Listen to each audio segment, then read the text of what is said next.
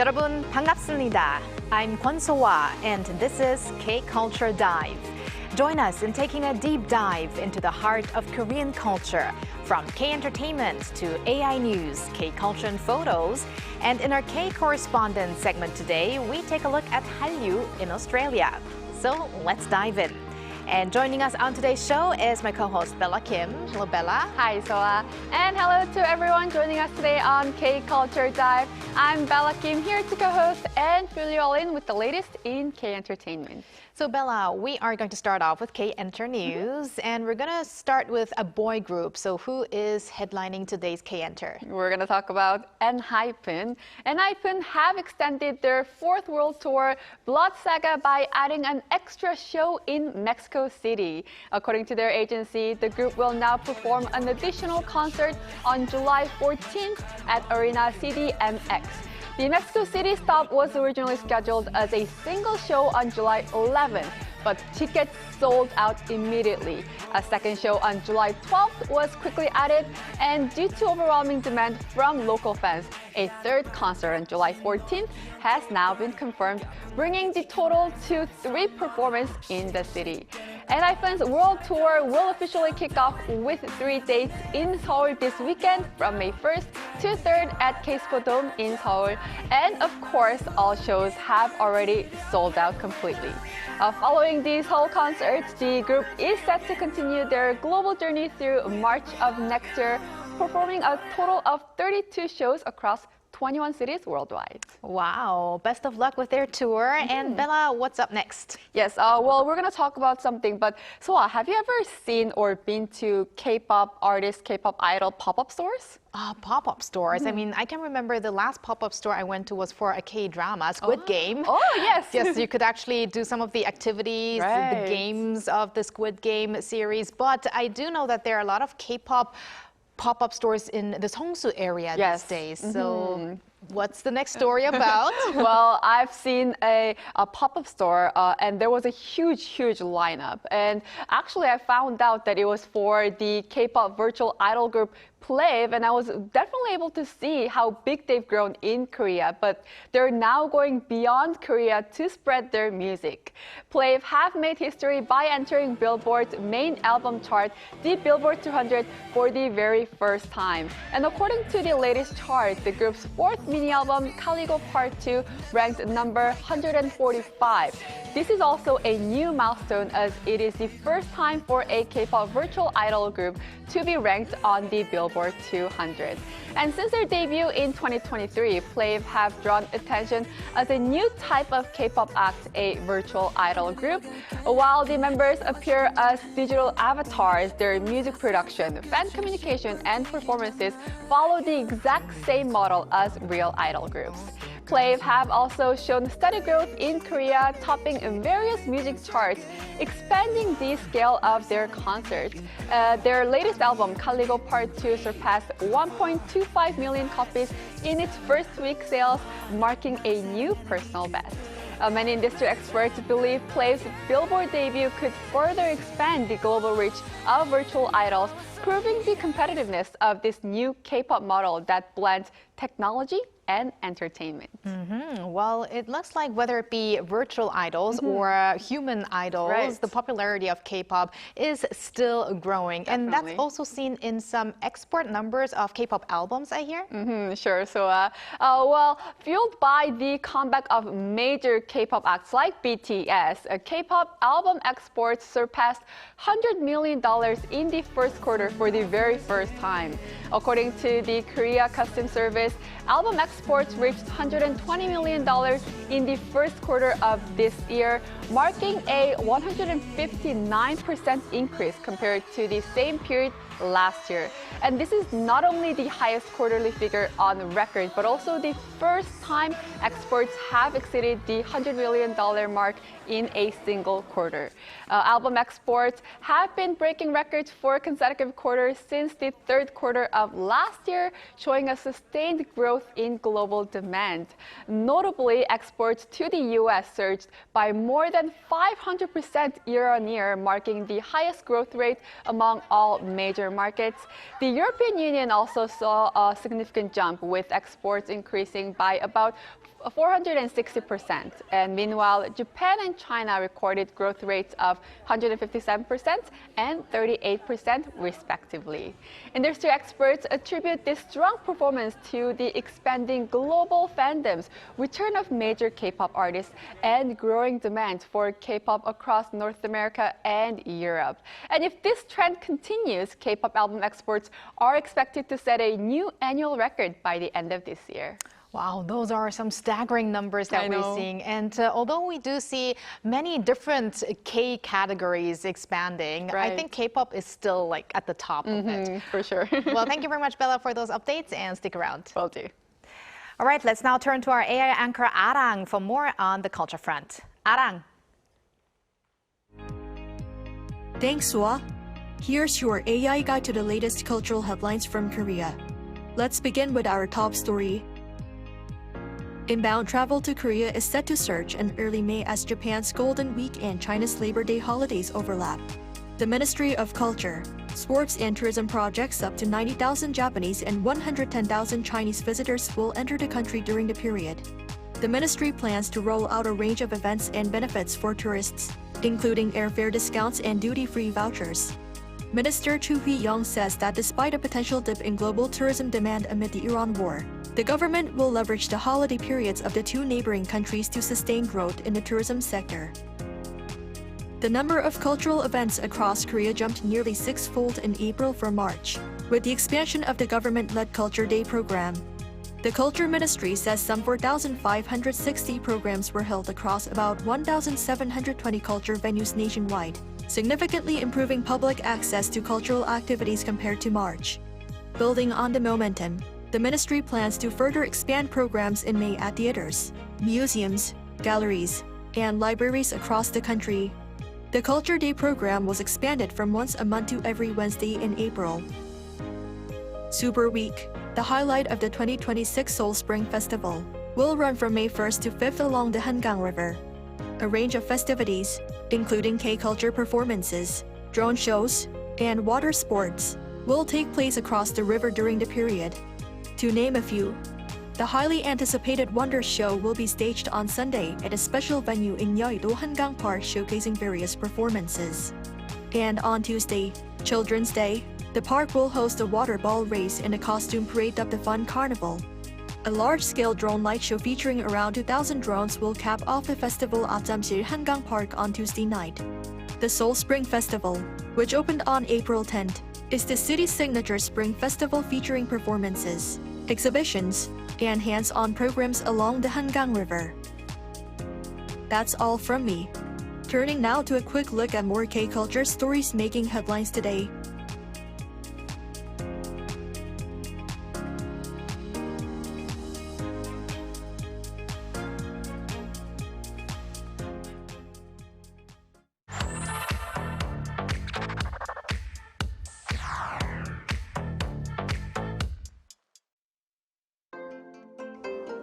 Through a single photo at a time, we take a closer look at culture in Korea. This is K-Culture in Photos.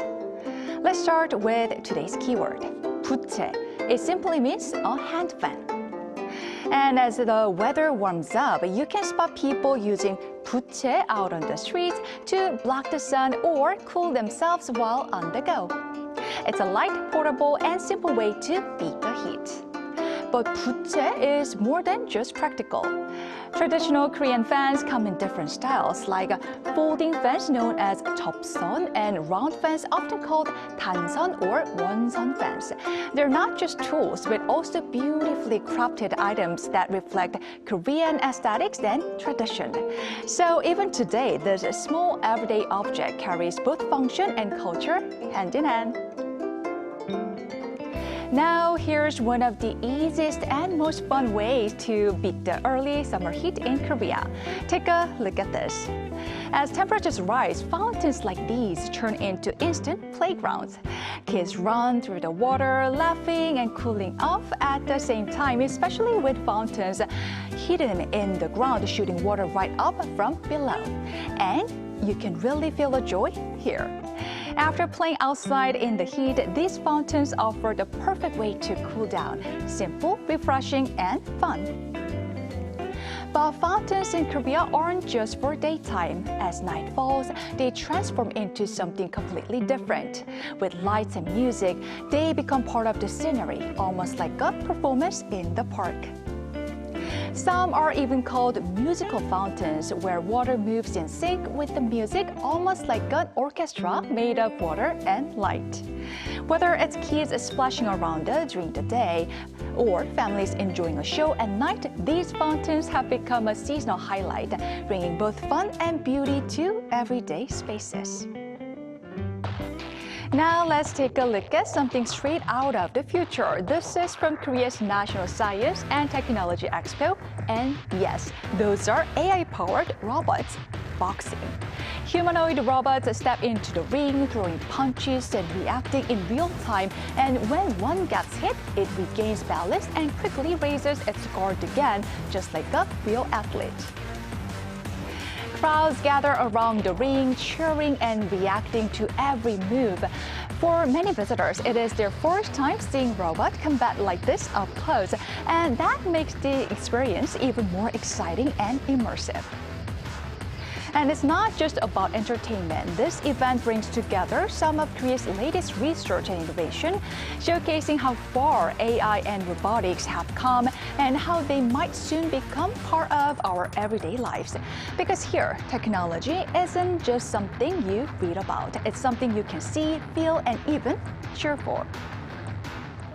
And finally, take a look at this. At first glance, it almost looks like a long flowing line along the water. But if you take a closer look, those are actually people reading.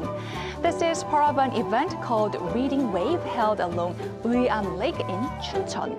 Over a 400-meter stretch, people sit side by side, quietly reading together, creating what looks like a wave of books. Participants bring their own books and find a spot along the path and simply take time to read, together yet individually. It's a simple idea, but one that turns reading into a shared public experience.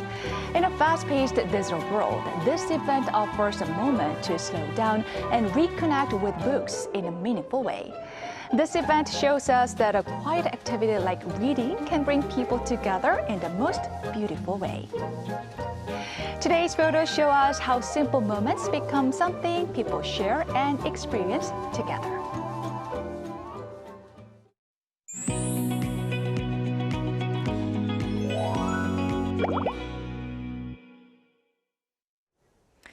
For today's K-Correspondent, we want to explore the Korean wave in Australia, where a special exhibition is currently taking place at the National Museum of Australia in Canberra. This showcase explores a wide range of topics, from the history of Hallyu to K-content and even fashion. Today, we connect with Alexandra Fayem, a fashion writer in Australia, to find out more. Hello, Alexandra. Hello. Hello, thank you for having me. It's always a pleasure to be here. We're very happy to have you on the show, Alexandra. So, to begin with, could you tell us a bit about the exhibition, Hallyu, the Korean Wave, and that's Hallyu with an exclamation mark behind. So, I think it might also be the first time that Australia is having such an event in such a large scale, entirely dedicated on Hallyu. So, what's the significance of this event? Yeah, you're right. This is the first exhibition of its kind that we've seen in Australia. So it's really exciting.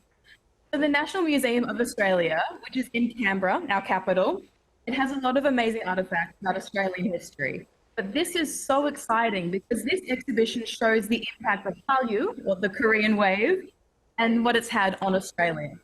So if I think about K-pop and the way it has exploded in popularity in Australia, it's unbelievable, especially over the past half decade, so maybe 10 years. But it wasn't really until the 2020s until it became super mainstream. So if I think of Cat's Eye, it's a household name in Australia, and I'm sure every single parent would know the K-pop Demon Hunters, every word back to front. So it's really understated how much Korean pop culture has had an impact on Australia. So this exhibition's a really exciting way to see it all unfold. Costumes, like insights into the way films are made, the history of the fashion in Korea. it is mind-blowing. Wow, it does sound very interesting. And we understand that the exhibition covers a wide range of themes from history of Hallyu to K-content and related industries, as well as fashion, which is your expertise. So could you please tell us more about it, please? Absolutely. So in this exhibition, there are 200 objects that you can see. So there are costumes from famous idols, whether they've been in music videos or live on stage. It's so cool to see them in the flesh. And so there are artists like G-Dragon, Big Bang, and of course, Psy. So even if you don't think you know anything about K-pop or Korean culture, you'll go there and see something that you know. So that's really, really exciting. And there's some other stuff in there that just is so cool. Like they have bright colors, amazing sculptures. There are dance classes. And of course, you can have a look at some of the most influential pieces of fashion as well. I mean, that's why I would go. Just have a look at all of the couture and just everything that's happened in Korean pop culture that's had an impact in Australia and around the world as well. Plus, there's a lot of K-pop, which I also love. All right, so many things you can explore at this exhibition, Alexandra. And I think the exhibition also highlights how traditional Korean elements such as hanbok, which is Korea's traditional attire, and 보자기, or traditional decorative wrapping cloths, are being reinterpreted through modern K fashion. And I think Bella earlier mentioned how my dress today looks kind of like hanbok. So in Australia, have you seen similar examples where this fusion of tradition and modernity has influenced fashion or consumer trends? Absolutely. So I personally think that one of the most exciting aspects of this exhibition is the fashion. It's not just the costumes that reflect the rich and colorful history of Hallyu. It's just South Korea in general. But there's a mix of traditional and modern South Korean garments and designers as well. So there's Minju Kim. Minju Kim did a really beautiful reinterpretation, which is gorgeous to see. And my personal favorite is Miss Sohee. So Miss Sohee, there is one piece in that collection that is just mind-blowing. It's the peony dress. And you'll see a lot of Miss Sohee's work on the red carpet. Celebrities wear her work. And I think that she's one of the most influential names in South Korea, but across the entire world. And you see a lot of pieces influenced into the influencer culture as well. So especially with Miss Sohee, you will see some influencers using her pieces to inspire bridesmaids' dresses and other red carpet gowns. And then, of course, this trickles down into everyday fashion and trends. And then, of course, you get K-pop culture, which also influences our fashion as well. We're very much a streetwear forward country.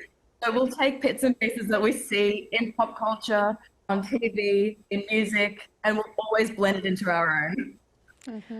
It's great to hear that these Korean designers are being represented there at the exhibition, because I think you mentioned Minju Kim or Kim Minju and Miss Sohee, and they are also quite different, I would have to say, because Kim Minju is more about the playful day-to-day style, and Miss Sohee is more about high fashion couture. So it's really great to have them at that exhibition. Definitely. And we're going to continue talking about fashion. So could you please share some specific K fashion styles that are currently popular in Australia, as well as the features that local consumers seem to prefer? And also, how does K fashion kind of differ from Australia's own fashion trends?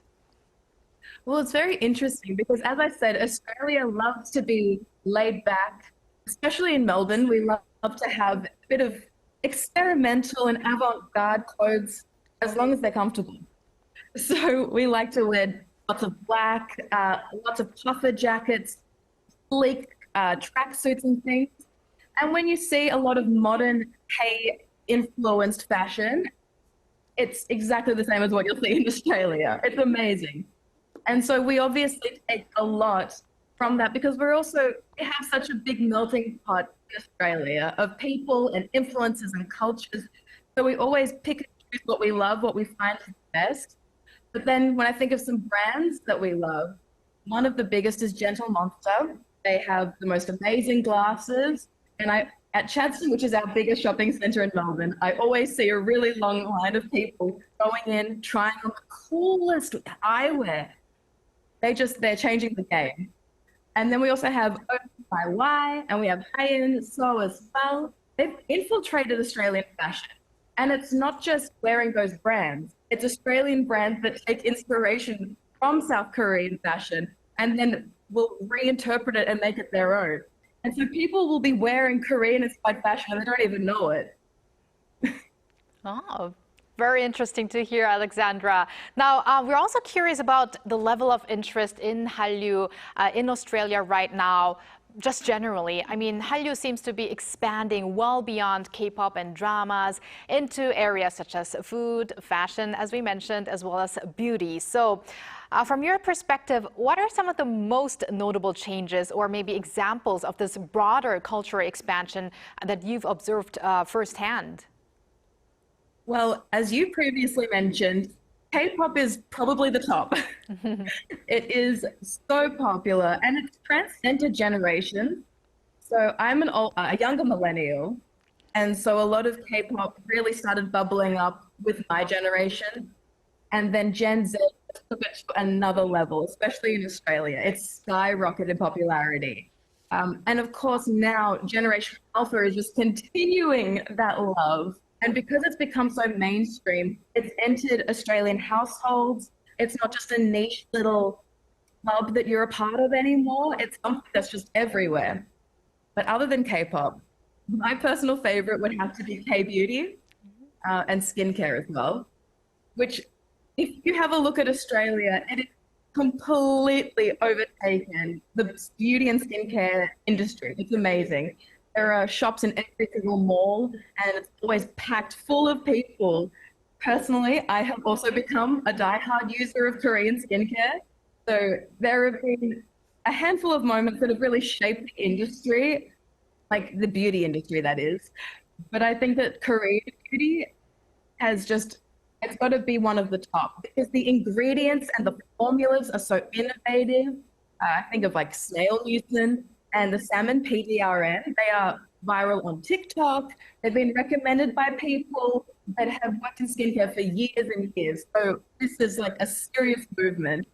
And you have brands like Medicube and Anua and all of these other ones that have become so popular. You'll see them on shelves in chemists and pharmacies. It's completely hit the mainstream, and I love seeing it. Definitely. When it comes to skincare, I feel like Korea is always mentioned, and K-beauty with K-beauty skincare is always mentioned and getting a tremendous love globally. Now, Alexandra, to end off today's talk, looking at the current trajectory of Hallyu, what areas of emerging shifts do you believe deserve the most attention going forward from now? Well, as I was saying, the Korean wave in Australia has been building for a little while, and it's just continuing to grow. And I feel like we've just begun the momentum. I don't really think I could predict a specific area that will get the most attention. But based on the data that I've seen and my own experience, I think that the Korean skincare and K-pop are going to continue staying in the top. But you're also going to see a lot of other things that have been gaining popularity, like TV shows and films. So obviously Squid Games, Parasite, K-pop Demon Hunters. They're some of the ones that are just started. But with so many more coming in because people are excited to see something new, something fresh and innovative. And in a world where we're seeing a lot of the same thing, people are embracing exciting, new, colorful and intriguing ideas. And I think that the Korean wave, or Hallyu, is absolutely delivering that into spades. So you also get applications like TikTok and Instagram where other trends like this just explode and become viral. So as people become more educated about these trends and about the scientific breakthroughs and the innovation, I think that the word's just going to spread like wildfire. All right. Thank you very much, Alexandra, for that. I can't wait to see how much Korean culture will further penetrate into Australians' lives. And yeah, thank you very much for today. Thank you. Thank you so much for having me. And thank you, Bella. As always, we're going to see you back here next week. Yes, I'll see you back next week. Thanks for watching and your interest in everything K-culture.